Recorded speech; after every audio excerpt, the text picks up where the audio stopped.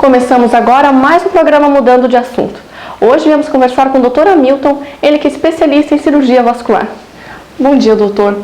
Bom dia, Nanda. Então, eu queria tirar uma dúvida básica. O que são varizes? Bem, varizes são veias dilatadas. O conceito clássico de varizes são veias dilatadas, tortuosas, alongadas. São fáceis de fazer o diagnóstico, porque o próprio paciente, ele mesmo já identifica. É bem visível, né? Bem visível. Então, ela é fácil de identificar. E exatamente assim, como se formam elas? Por que elas se formam? A causa, ela é multifatorial. Existem vários fatores que podem levar uma pessoa a ter varizes. Sendo o mais importante, o que mais causa é a questão genética. Sim. Então, a gente, assim, no dia a dia, a gente percebe que aquela pessoa que é portadora de varizes, ela refere que a mãe, que o pai, os avós tinham varizes também. Então, é o fator mais importante. Claro que existem outros, como a gestação, né, o hábito da pessoa trabalhar de pé por muito tempo, né, fatores hormonais também são importantes. A gestação, né, que eu falei, a mulher é um fator bem importante também. Então, durante a gestação, naquela pessoa, naquela mulher que já tem um histórico familiar importante, a gente percebe que ela tem uma quantidade um pouco maior. A parte boa é que depois que nasce o nenê, do final da gestação, muitas delas regridem, elas retornam, então, né? Mas o importante falar também, assim, tudo bem, é genético, é familiar, mas o que é, né? Por que tem umas mulheres tem, outros homens também, é uma coisa genética, é uma alteração na parede das veias, né? Isso aí já são feitos vários estudos, foi estudado aquelas veias, então a pessoa nasce com aquela alteração genética na parede. As veias se dilatam mais do que uma veia normal. Que faz ela aparecer mais na pele, né? Exatamente, aí ela se torna uma variz. Nos casos em geral, tem alguma idade onde elas começam a aparecer ou independente disso? Geralmente é a partir de 30 anos, né? 25, 30 em diante. Mas claro que quando essa herança genética ela é muito forte, presente no pai e na mãe, por exemplo, pode aparecer antes. Já operamos pacientes com 18, com 20 anos, com grande quantidade de varizes, e às vezes vem paciente com 60 anos e praticamente não tem. Então, essa diferenciação, né, de qual o fator, mas normalmente a idade, a partir de 30 a gente já percebe alguma variz, e assim, um dado importante, aos 70 anos, praticamente 80 a 90% das pessoas têm algum tipo de variz. Então, ela é uma incidência importante, né? E para quem já tem um quadro familiar mais preocupante, alguma coisa assim, tem como prevenir de alguma forma? A prevenção que a gente, como se trata de uma patologia, de um problema que é eminentemente genético, essa prevenção ela fica um pouquinho prejudicada, vamos dizer assim. Mas claro que algo ela pode fazer. Quando pode, evitar de ficar então por um período prolongado em pé, que eu já falei antes, que pode causar, cuidar na questão do peso, não diretamente que o peso cause varizes, mas pode interferir. Para aquela pessoa que já tem, pode atrapalhar também, incomodar um pouco mais. Atividade física, caminhadas regulares para melhorar, né, essa parte do retorno venoso, melhorar a parte muscular das pernas, que melhora a parte circulatória. Em relação às mulheres, a gente ouve falar às vezes que o uso do salto alto pode piorar os casos de varizes. É verdade isso? Tanto o salto alto como a depilação com cera, que a gente ouve muito falar, não tem nenhuma relação da causa com o salto alto. Pode usar à vontade. Não é culpa do salto, então? Não é do salto. Tá certo. Eu sempre converso com as pacientes, digo, você não tem uma amiga que usa salto e não tem variz? Ela realmente, então não tem. A questão é genética, o mais importante. Em caso onde ela já aparece, ela já está presente na pessoa, como pode ser feito o tratamento? Quais são as formas? Aí assim, antes de falar diretamente do tratamento, a gente hoje classifica assim, quando uma pessoa tem varizes, em duas formas, né? A parte funcional, que é aquela pessoa que tem varizes e dói, os sintomas, né? Incham as pernas, cansaço, até câimbras à noite. Então essa pessoa tem um problema que está incomodando ela.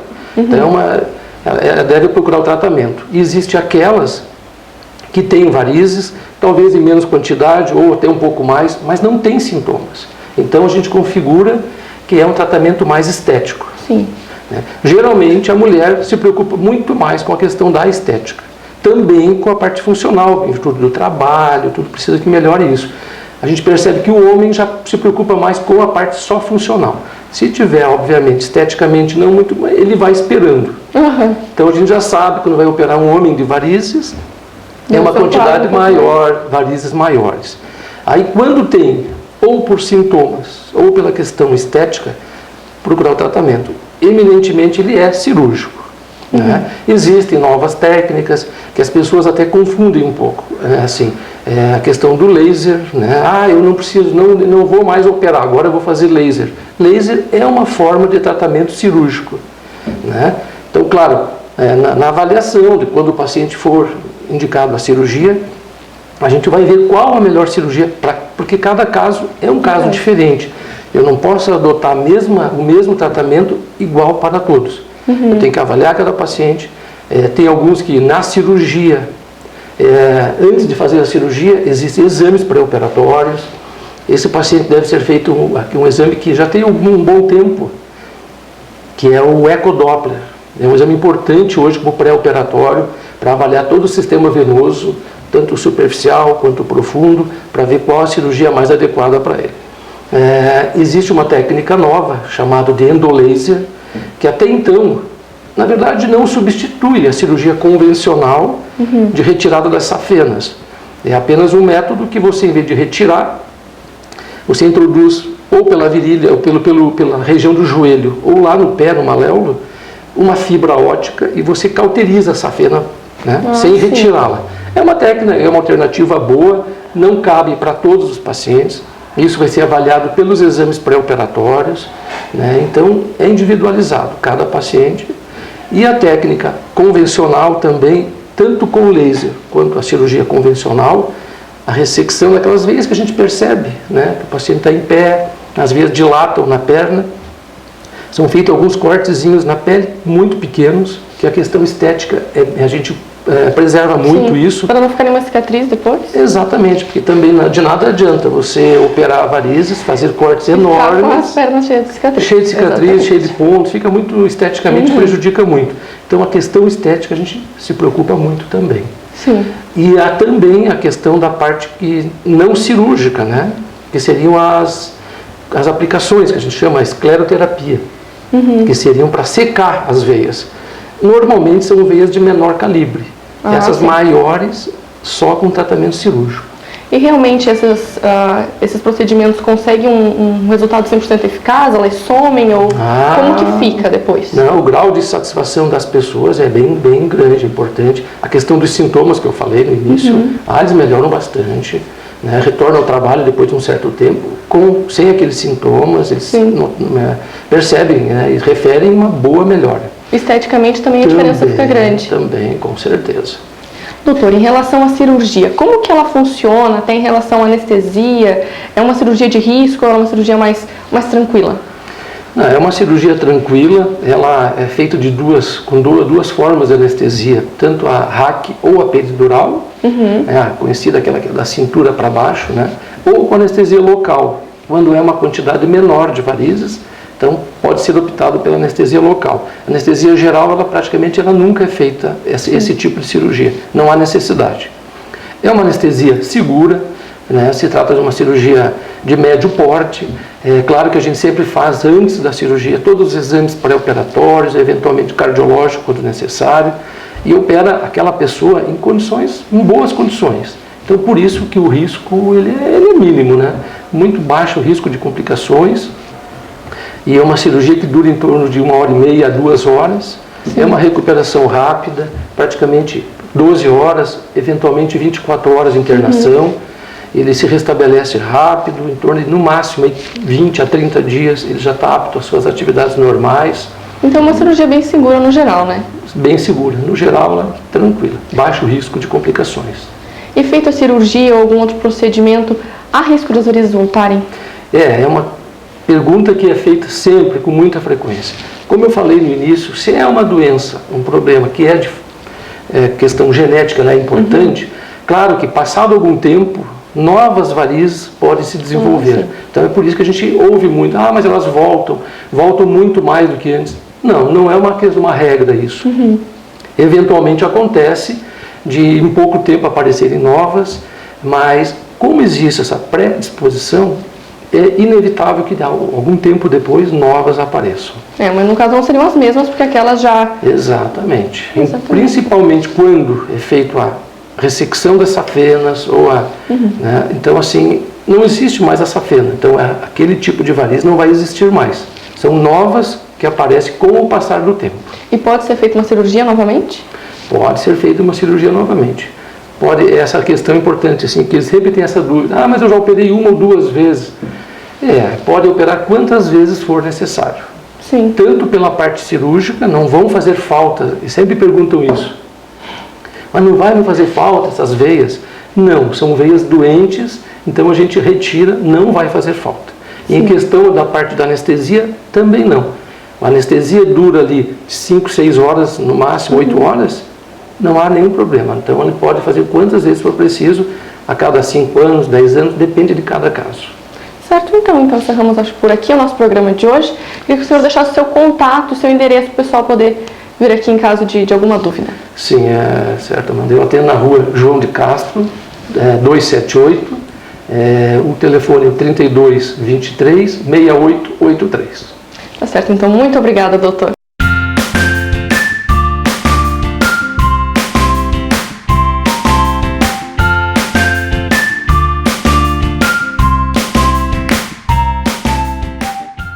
Estamos aqui novamente com a Grazi Cantelli no ateliê dela, falando sobre moda. Hoje nosso assunto é a estrambólica, né, Grazi? Da tua marca. Então conta pra gente um pouquinho do começo da marca, como ela funciona e tudo mais. Então, a estrambólica, ela iniciou, né, esse sonho em 2010. Que eu gostei desse nome, minha mãe sempre falava que minha roupa era muito estrambólica e ficou, né? Sim. Aí, a partir dali, eu tenho arquivos, né, no meu computador, sobre ideias, sobre pesquisas que eu vinha fazendo. E depois do decorrer de toda a minha trajetória no mundo têxtil, de estudos, de pesquisas, de tentativas, erros e acertos, surgiu a estrambólica dentro desse formato de trabalho artesanal, exclusivo e diferente, né? Onde cada camisa ela é exclusiva, né? Não são 2 peças iguais. Sempre vai ter um acabamento diferente, um detalhe, né? E o formato em si, de poder estar aproveitando todo o material que entra dentro do ateliê, de estar buscando materiais que possam ser reciclados, fazendo garimpo em brechó, garimpando em lojas de tecidos, de aviamento de todo o estado. Por onde eu passo, eu sempre estou comprando alguma coisa para a loja, para a marca. Tá, então agora, para o pessoal entender, na prática, se eu chegasse hoje e dissesse eu quero uma camisa para mim, como que ia funcionar? Então, é uma dedicação que a gente tem que ter, né? Porque aqui a gente não apenas se veste, mas cria uma história para a roupa que você está vestindo. Ela tem toda uma poesia, né? Então, é uma dedicação minha e uma dedicação do cliente. Porque é necessário ele vir a primeira vez, né? A gente vai ter todo o procedimento de atendimento. Ele vem outra vez para a gente fazer a prova da camisa, fazer os ajustes para que ela fique impecável no corpo, né? E a terceira vez que ela vem retirar a peça. Dependendo do formato do corpo, existem pessoas que eu tenho que fazer até 2 provas. Então são 4 visitas. O atendimento, 2 provas e a entrega. Tudo para ficar perfeito, tudo para ficar perfeito e realmente ser uma peça de relevância dentro do guarda-roupa. Né? Então eu chegava aqui. A gente ia falar o quê? Sobre tecido primeiro? Caimento? Então, quando é sobre, assim, as peças prêt-à-porter, você vai poder provar, né? Pra gente ter uma noção de qual que é o teu tamanho. Se você quiser levar uma peça e quiser fazer um ajuste, também dá. Certo. Né? Fazer um encurtamento de manga, acinturar, mexer no ombro, né? Sem problema. Tu pode pegar uma peça e depois só vir pegar ela pronta com ajuste. Se você quiser criar a tua camisa, você vai vir aqui. Tem um catálogo de tecidos, né, lisos e estampados. O DNA da marca é estampa, né, sempre misturando. Esse é a maior característica. Mas como o cliente faz as escolhas, a gente tem a opção de tecidos lisos e os acabamentos estampados ou lisos também. Se eu não achar um tecido que eu realmente goste aqui, a gente pode estar indo procurar fora? Pode sim. Até você pode trazer o teu tecido, certo, né? E a gente vai fazendo dentro do mostruário de punhos e golas e detalhes da camisa que eu já tenho, né? Certo. Dentro desse mostruário. Então mostra pra gente agora mais essa parte de escolher punho, escolher gola, para o pessoal entender um pouco melhor. Tá bom, pode ser. Então, Grazi, a gente escolheu o tecido e vamos agora escolher o formato da camisa, né? Isso. Quais são as opções? Como que funciona? Então, assim, dentro das opções que a gente tem, né, dos tecidos, tem mais coisas sempre. Eu sempre tô puxando coisas lá de dentro do ateliê, né? Sim. Porque eu trago, não cabe tudo aqui e eu levo pra lá. Aí aqui eu tenho uma camisa pra gente ter uma ideia. Por exemplo, a gente vai escolher o tecido da peça, né? A gente tem as opções de colarinho, que é a parte da gola, né? Tem a gola e o colarinho que a gente pode estar mexendo. Os detalhes, no caso do ombro, a gente tem essa opção, muito lindo, assim, né? Se o cliente quiser fazer liso, também dá. A gente tem essa opção. A parte da frente, né? Onde vai os botões. Aqui a gente tem botões duplos. A gente pode fazer botões separados. A parte de dentro a gente pode estar fazendo ela colorida, né? Aqui pra tu ver. Aqui ela tá coloridinha, mas eu também posso fazê-la com fita, fazer com a cobertura de botão para não aparecer o botão, sabe? Aí tem o punho, aqui ele tá colorido, né? A gente pode colocar detalhes de punho, então assim, a estrambólica serve para quem poetiza roupa, né? Que não é apenas vestir e sair, não. Eu escolhi cada detalhe. É o carinho que você tem com a peça e o carinho que a gente expressa por nós, né? Porque quando você se preocupa com o acabamento, se preocupa com cada coisinha, isso é muito característica da mulher. É verdade. Aqui escolhe tudo. A camisa com bolso, dá pra colocar bolso, dá pra colocar lapela, dá pra fazer tudo a mesma cor, dá pra fazer pala de uma cor, fazer punho de outra. Acho que o recorte embaixo também dá pra escolher. Como o corte embaixo se é mais também. Cinturado, se não é. Isso. Tudo eu posso escolher do jeito que eu quiser. Isso. Tá, e tu tem um livro aqui pra mostrar mais ou menos como que funciona, né? Sim, modelos. É assim, porque eu, na verdade, cada cliente que vem aqui, eu preciso dar uma aula, né, entre aspas, do que é a camisa, da história da camisa. Porque a gente não conhece, a gente não entende tanto. Envolver, o meu objetivo é envolver a pessoa dentro do seu guarda-roupa. Sim. Porque a maior expressão de alguém é quem ela é. Sim. Certo? A primeira coisa que você vende quando você se acorda de manhã é a tua imagem. Sim. Né? Então, eu trabalho diretamente com a imagem das pessoas. E quando elas se sentem bem, saem daqui com uma autoestima lá em cima, pra mim é isso que vale. Sim. Aí não vai, daí pra mim não conta as dificuldades, o trabalho 24 horas, né, em cima da estrambólica, toda a dedicação e cansaço e correr pra frente e pra trás, isso não conta. O sorriso da pessoa levando a camisa na sacolinha, sabe? Isso pra mim é o fundamental. E aqui nesse livro tem alguns tipos de punho para a pessoa começar a entender, né, as gírias que a gente usa, né, os tipos de colarinho, por que eles são assim, né, aqui. Esse livro é um livro masculino, mas a gente sabe que a camisa veio do masculino, né, a gente sabe dessa história. E a gente faz toda a medição do corpo, várias medidas eu tenho. Quando eu desenvolvi a camisa, eu fiz uma pesquisa na modelagem em mais de 100 mulheres. Nossa. Então, foi, né, para mim desenvolver a prêt-à-porter, as prontas. Eu fiz essa pesquisa de modelagem, ajustei. Tive essa oportunidade de estar provando novamente nas mulheres, né? E eu vejo que a minha camisa, ela se aproximou um pouco mais dos tamanhos reais da mulher hoje, principalmente a lagiana, né? Porque a pesquisa eu fiz aqui na região. Onde a maior dificuldade é o busto. O corpo, por exemplo, é 38, mas o busto é 40.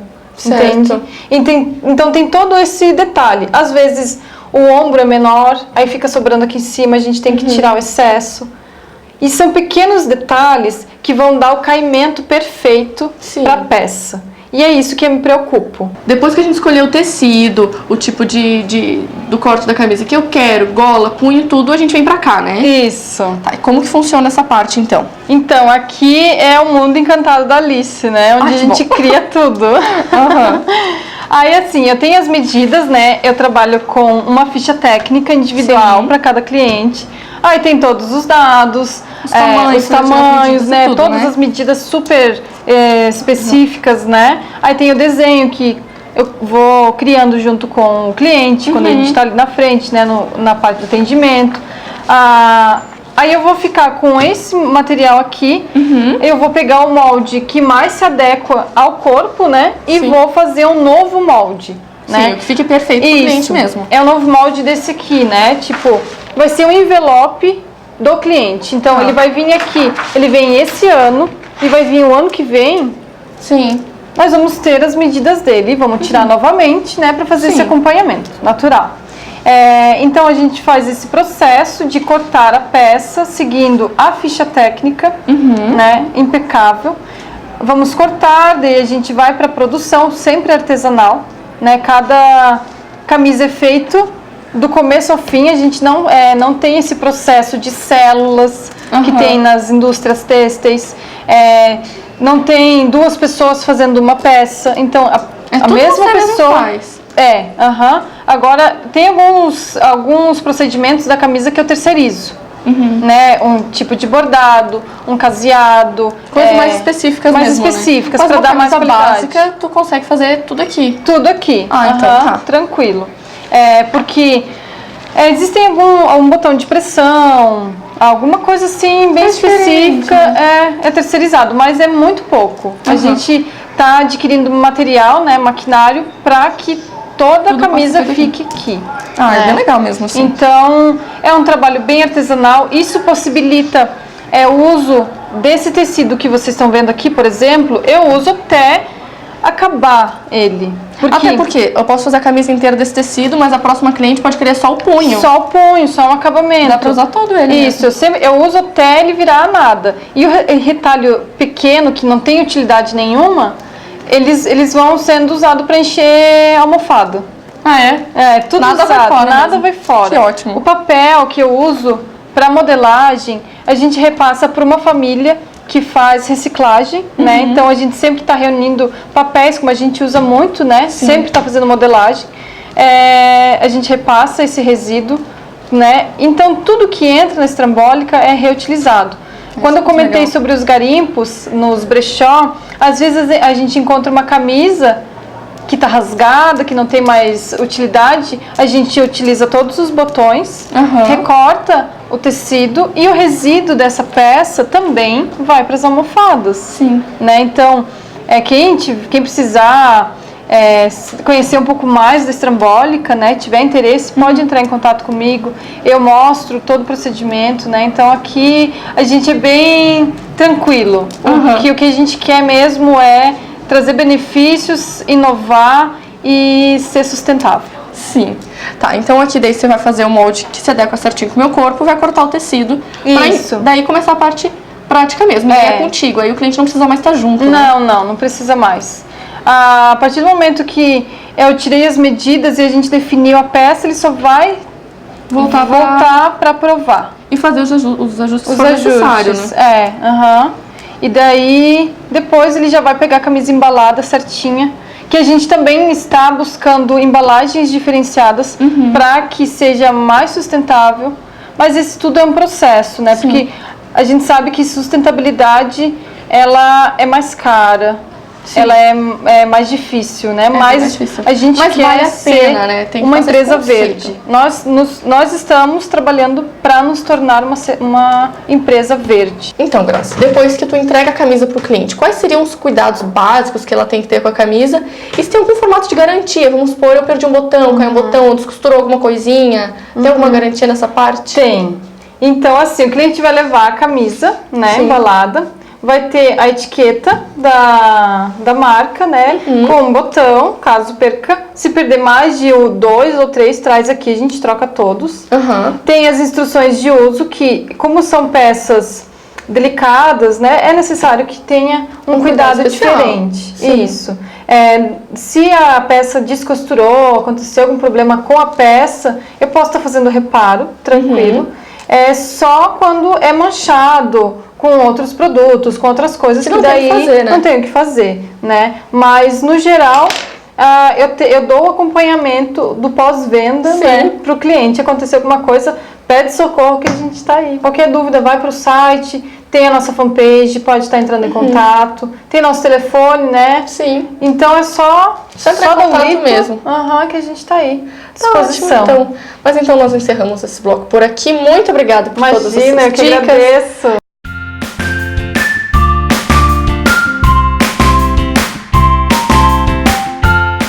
Eu encerro por aqui mais um programa Mudando de Assunto.